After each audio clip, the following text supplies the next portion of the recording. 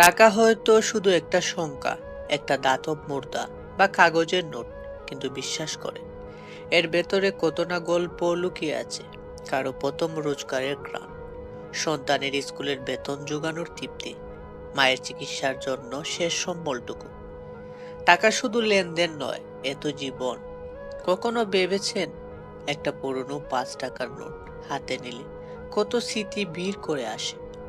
হয়তো সেই নোট দিয়ে প্রথমবার ফুচকা খেয়েছিলাম, কিংবা বাবার হাত ধরে মেলায় গিয়েছিলাম।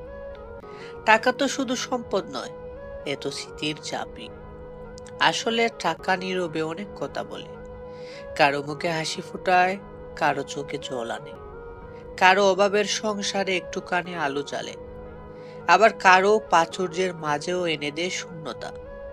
টাকা হয়তো সবকিছু নয়, কিন্তু জীবনের অনেক না বলা কথা লুকিয়ে থাকে এর সঙ্গেই, যা হয়তো আগে কেউ এভাবে অনুভব করেনি।